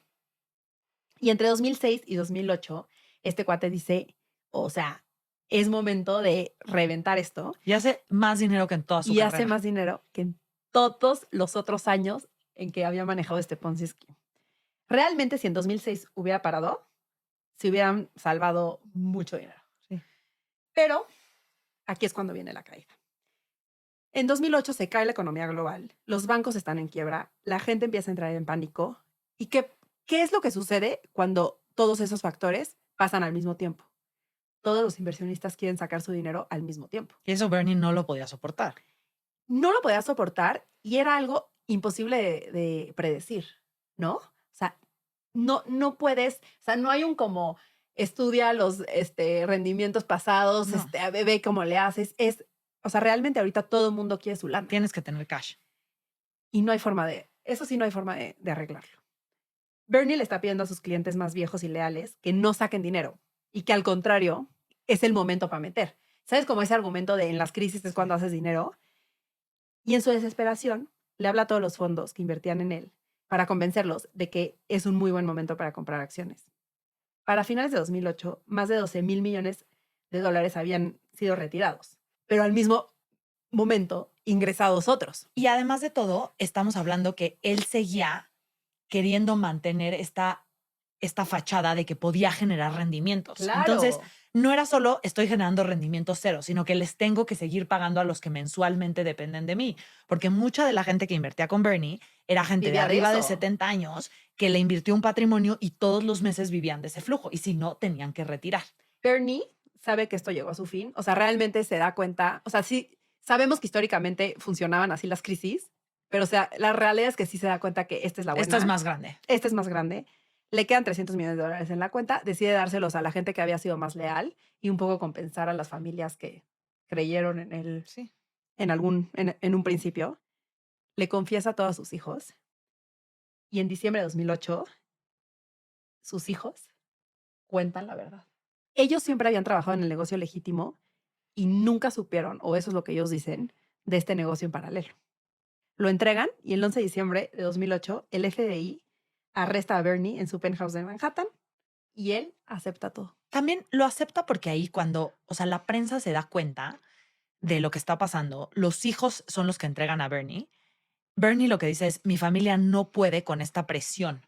O sea, no puede con la presión de la prensa, no puede con la presión de los inversionistas que ya nos están buscando, que nos están acosando en la calle. Entonces, él un poco como que dice, era obvio que esto iba a reventar, yo ya tengo tantos años, Igual me voy a morir X, en breve. ya me voy a morir en la cárcel, ajá, y Sí. por lo menos proteger a mis hijos, ¿no? Entonces, esa Sí. es la razón por la que él ya, o sea, le dice al FBI y todo. Está cañón como hasta la gente más mala tiene ese instinto como paternal de, Sí, ¿no? bueno, no sé. Bueno, Sí. sale a la luz, la gente se vuelve loca.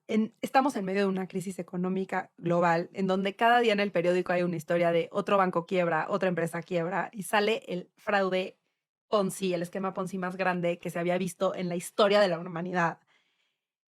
Y en este momento, ya el perfil de inversionistas que tenía Madoff, ya lo habíamos visto que ya era gente, o sea, súper picuda, fondos internacionales de todo el mundo, multimillonarios, y también había personas normales. Todos los primeros. Y las personas normales perdieron todo. O sea, estamos hablando de que hubo suicidios. O sea, la gente realmente paros cardíacos a raíz de que perdieron sus Claro. fortunas o déjate fortunas, sus ahorros Sí, de toda la vida de y toda la eran gente vida. que ya tenía 75 años. Ahora, Thierry, este cuate que te digo, el europeo, pero chécate este dato de cómo se suicida. Thierry se suicida. Él tenía, o sea, había metido con Bernie 1.400 millones de dólares de todas las familias más ricas de Europa y de su propia familia. Cuando Harry le dice como, oye, pero ¿qué pasa si lo de Bernie es un fraude? Thierry le dice en una conversación como, no, es que yo, o sea, soy un hombre muerto porque realmente tengo todo mi dinero. O sea, Thierry, que era un money manager, puso todo, el 100% de su capital ahí. Y además es cómo se suicida. Es una cosa muy extraña. ¿Lo viste o no lo viste cómo? No, O sea, no era un sé si quiero cuate, saber. o sea, se corta las venas, pero se las corta adentro de 2 botes de basura para no ensuciar su oficina. ¿Qué? Ajá, qué extraño, ¿no?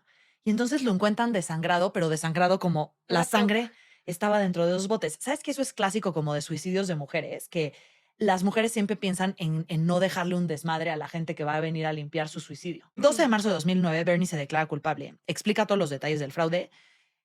X, o sea, como que dice, la gente, es que si lo ves en la entrevista ya final cuando se está declarando culpable, el cuate está así como, sí, fíjate que el fraude es relativamente sencillo, o sea, yo solo tenía una cuenta, esta de JP Morgan, y pues entraba dinero y lo sacaba. Y tú como, o sea, es que sí, ¿sabes? O sea, así era el fraude. Lo sentencian a 150 años en la cárcel, ya tiene 70, o sea, él ya sabe que se va a morir ahí.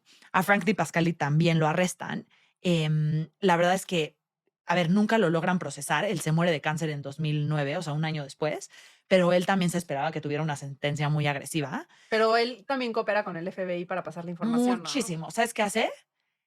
Le dice al FBI quiénes son los empleados, qué cargo tenían, qué hace cada uno de los empleados que él contrató, además.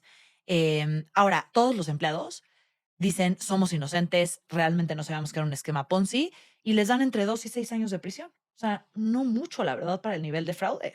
No mucho, pero también no sé si los empleados se beneficiaron del fraude. Entonces, o sea, sí echarte 2 a 6 años. O sea, no sé si era como era su chamba. O sea, igual les Sí. daban bonos muy altos y así, Entiendo el punto. pero Pero digo, los del software que les pagaban en diamantes tuvieron sí. 2 años y medio.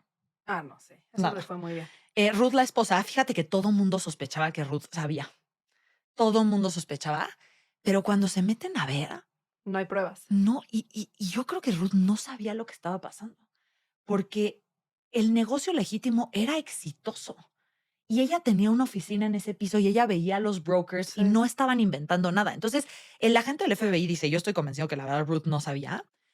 Los hijos, una cosa terrible, la verdad, porque además los hace como personas muy visibles para los medios, porque le daban mucha legitimidad. Y entonces era gente que ya tenía una reputación y ya estaba viviendo eso. Uno de sus hijos se suicida unos años después. Se suicida justo el día que, o sea, como el aniversario donde lo encuentran culpable a Bernie, y mucha gente interpreta esto como un fue tu culpa, y el otro hijo que es Andrew muere de cáncer 2 años después. Es que Entonces, imagínate también, vives con, a ver, te traumas de enterarte que tu papá es un ujú, fiasco.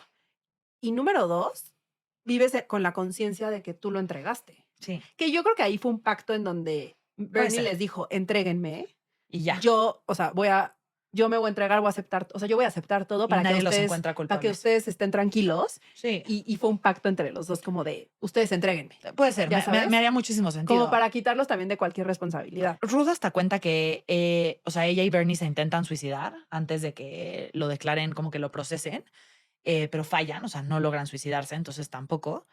Harry Markopoulos está feliz, o sea, es su momento de gloria.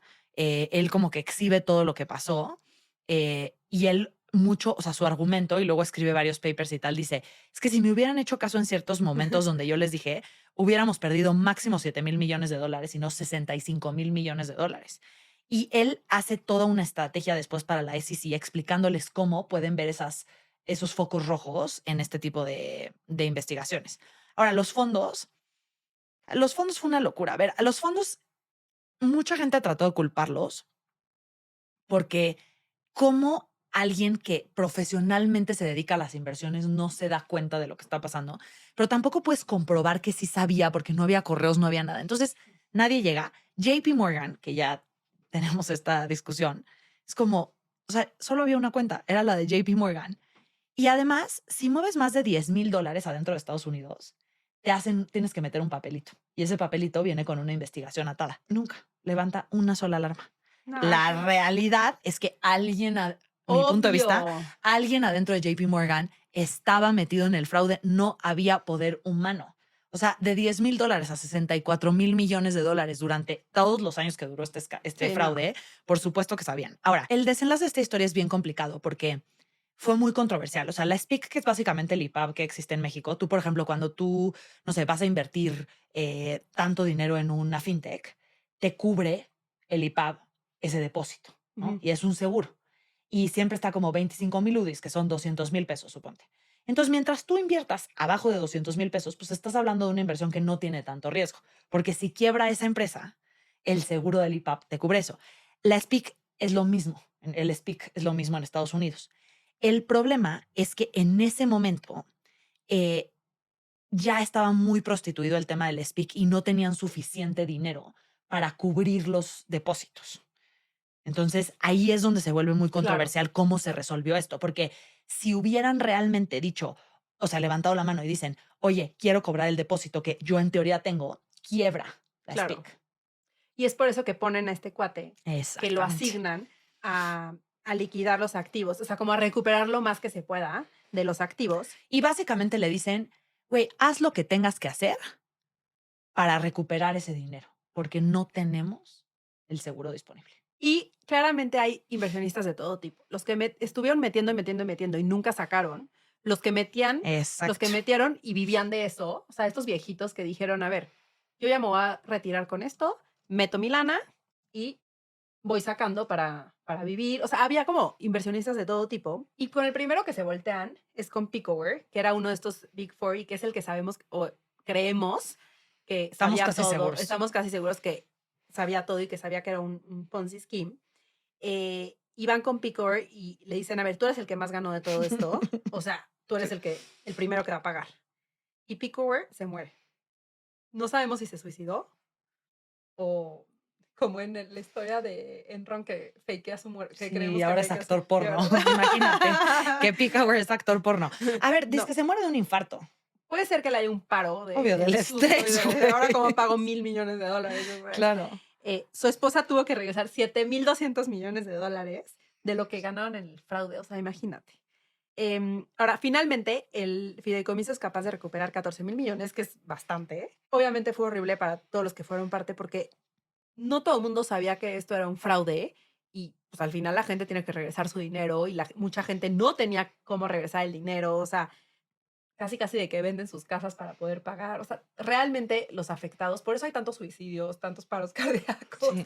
O sea, porque realmente sí te dan en la torre, ¿no? Y además a los que más les dieron en la torre fueron a los primeros inversionistas que eran parte de esta comunidad judía, eran gente de arriba de 70 años, Claro. que le habían dado todo su patrimonio y estaban viviendo de los retornos, y cuando llega la SPIC y les dice como, has ganado a lo largo de 20 años $5,000,000, regrésamelos. Es como, sí, pero ya me los gasté. De Ajá, eso vivía. de eso vivía. Y Yo ya no además tenía ingresos. te pagué impuestos de esos Claro, 5,000,000 de dólares. Claro. Entonces, ¿con qué cara tú me estás diciendo que estás preocupado de que la SPIC quiebre cuando tú eres el responsable básicamente de que me pase esto? Y además, pues yo soy víctima. Claro. O sea, yo le metí lana a un fondo y pues yo vivía de esto y es todo lo que tengo. O sea, Y como- tu chamba es ver que ese fondo sea legítimo. y varias veces se te advirtió y Nada. pero bueno.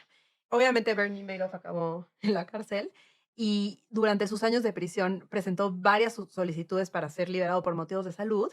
En 2020 solicita clemencia citando que tenía insuficiencia renal terminal.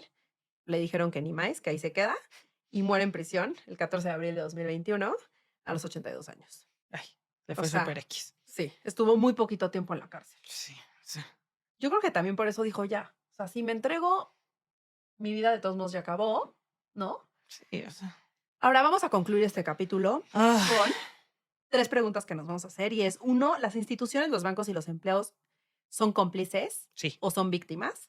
Número 2, hay suficiente regulación No. o por lo menos se encargan de que se cumpla o sea, para mí yo creo que sí hay suficiente regulación.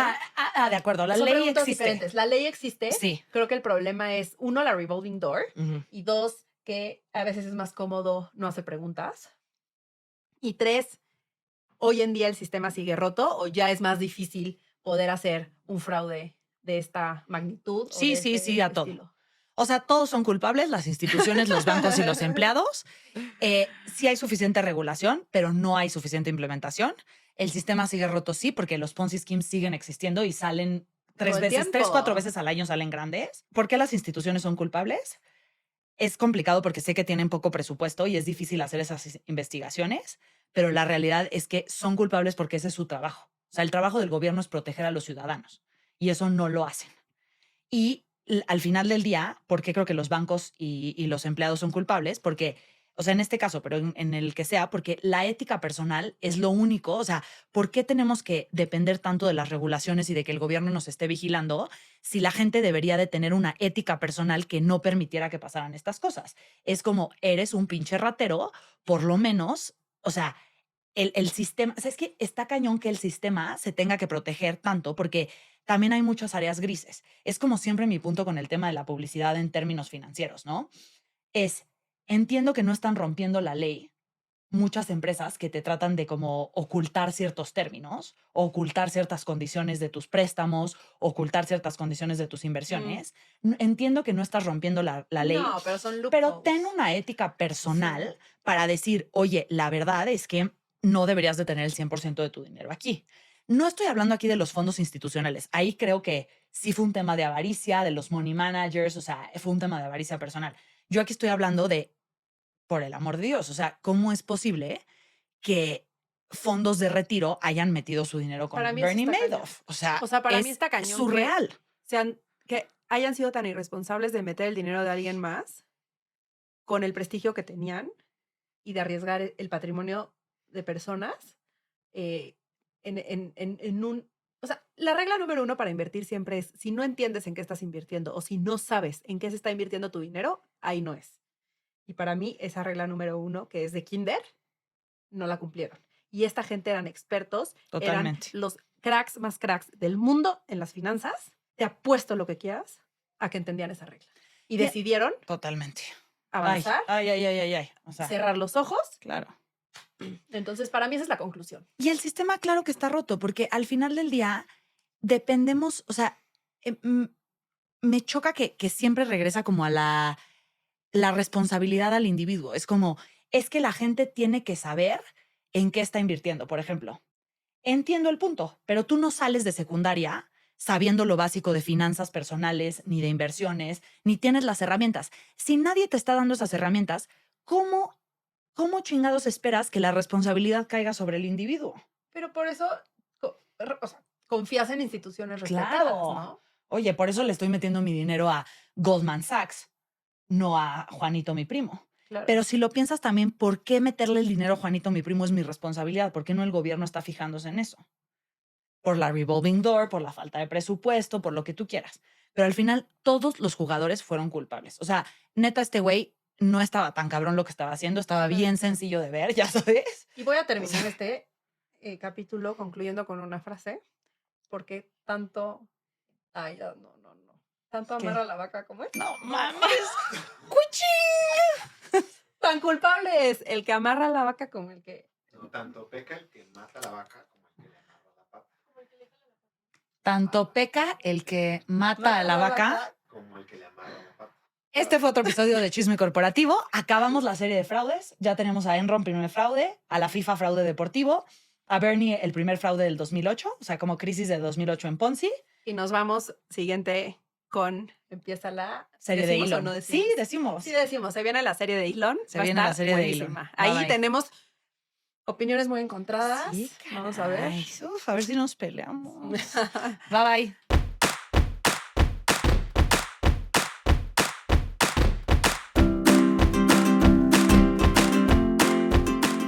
Te voy a hacer un dato curioso, que a una de mis amigas tuvo un fraude muy grande con...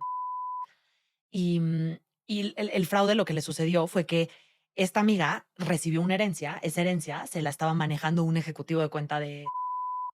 Y un día nos vamos de viaje y me dice como, ay, qué raro que no me pasó esta tarjeta, le marca a este ejecutivo y el ejecutivo le deposita dinero y la tarjeta empieza a seguir. Y le dije, ¿qué necesidad de que le marques a tu ejecutivo si la aplicación de es, la neta, súper fácil de usar? Y me dijo, es que me dijo mi ejecutivo que mi cuenta no tiene acceso a la parte de la aplicación. Y yo le dije, güey, revisa eso, está rarísimo. Y dicho y hecho. O sea, el güey no dejaba que ella viera las transacciones en tiempo real porque él se estaba robando dinero. Madre. Sí, terrible, Güey, una esto es cosa terrible. Sí Ajá. podemos decir esto. Sí, porque está, o sea, al del ya banco y está todo. demandado y todo. No, o sea, es un caso Digo, no que... es culpa del banco, ¿no? No, es culpa del ejecutivo, pero, o sea, está demandado y está como, o sea, es todo un tema porque además le falsificaba las firmas. O sea, es una gran cosa, pero mi punto es que las red flags empezaron a surgir desde ese no acceso. Qué Ujú. locura, ¿no? Ujú. Sí, Bueno, red flag. cuidado con eso, banda. Padres. Ajá. Ok. Como tengo uno a la semana, no lo quiero gastar ni al cine. Eso O sea, sí te quiero entiendo. como, ya sabes. Sí, yo Tiempo- dejé de ir al cine nada más porque, pues, como me quedo dormida, es que es un lugar muy calientito y oscuro y no están tus hijos gritándote y... Sí. Pero Yo es que te justo juro. yo es eso. Y trato de luchar y estoy así de... Y obvio, acaba la película, prenden la luz y Manolo y yo los dos. Que también se duerme. Sí, güey. Entonces ya lo cancelamos. Ya, ahora sí. Ok. Aguacate. Aguacate. Venga, empiezo desde los 90. Sí. Hay un estudio de la Universidad de Columbia, mi alma mater. Pensé que le estaba dando un infarto. ¿Qué fue eso? Mi corazón. La Universidad de Columbia. Y yo. ¿Qué? Ay, yo creo que sonía bloopers, por favor.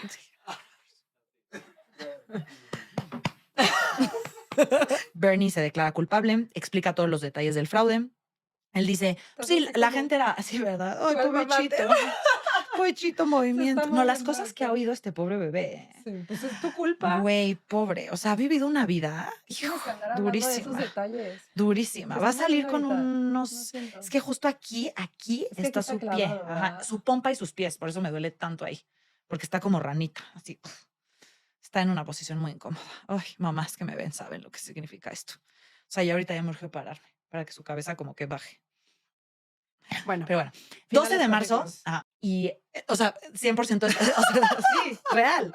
O sea, las mujeres siempre buscan métodos de suicidio que sean como no aparatosos, Invasivos. porque están pensando como, no, es que imagínate, llega alguien y tiene que limpiar mi cerebro que está en la mesa porque Ay, yo me está metí un siendo tiro. está siendo Ajá, qué demasiado extraño, ¿no? descriptiva. Ajá. Pero me llamó mucho la atención porque este era un cuate, no sé, o sea, sí me llama mucho la atención. Hay un libro muy bueno que se llama Talking to Strangers de Malcolm Gladwell que explica como estas cositas y de cómo cuando los hornos dejaron de ser de, bueno, ¿te acuerdas que los hornos antes eran peligrosos, que te podías como asfixiar y así, y luego ya tuvieron como cositas que apagaban el gas? ¿Te acuerdas que la gente se moría de eso? Cuando pasó ese cambio, hubo como una baja en suicidios de mujeres como del 35%, porque las mujeres como que era una forma muy limpia de suicidarse y luego ya que eso no funcionó, como que no iban a hacer un desmadre. Entonces ya mejor no se suicidaron, whatever. Dato curioso. Ahora, Seguimos con nuestra historia. seguimos con nuestra historia. Así se suicida Thierry, qué cosa. Ahora, Sí.